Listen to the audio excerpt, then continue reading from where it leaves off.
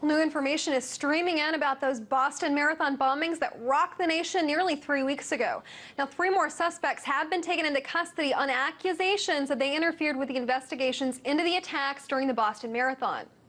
Now, the Boston Police Department released this news tweet providing assurance that there's no new threat to public safety.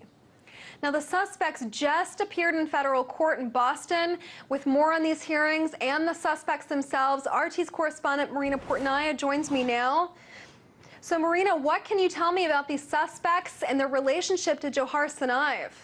Who are they? Well, according to federal investigators, the 3 college students who have been arrested have been identified as friends of Johar Tsarnaev, the 19-year-old suspected of carrying out the Boston bombings alongside his brother, Tamerlan Tsarnaev. Now, 2 of the students, Diaz Kadrabayev and Azmet Tashyakov, are from Kazakhstan, and the other person arrested, Robel Philippos, is a U.S. citizen. Now, they all allegedly attended the University of Massachusetts, Dartmouth, where Johar was attending university. Now, the Kazakh students are charged with conspiring to obstruct justice by conspiring to destroy, conceal, and cover up tangible objects belonging to Johar, specifically a laptop and a computer backpack containing fireworks. According to the federal complaint, Philippos is charged with willfully making materially false statements to federal law enforcement officials during a terrorism investigation. Now, the Kazakh students face up to 5 years in prison and a $250,000 fine if they are found guilty, and the U.S.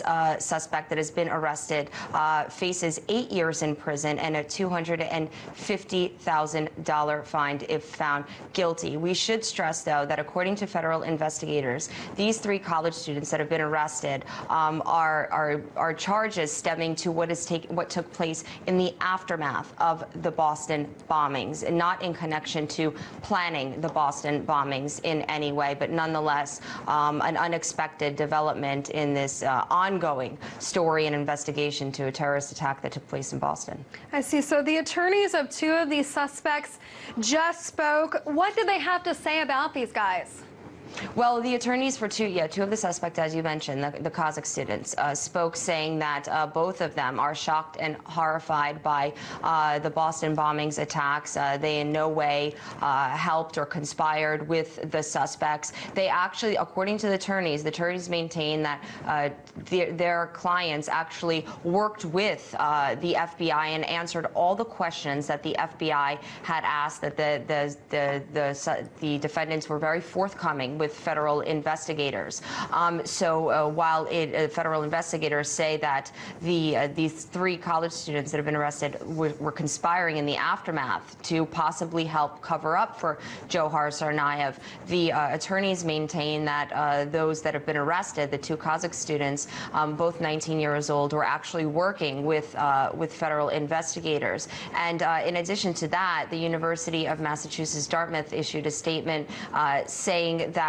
2 of those arrested are no longer enrolled at the university, and one of the students has been suspended while the proceedings with these charges continues and is ongoing. So clearly, a lot of pieces to this puzzle that is still being put together.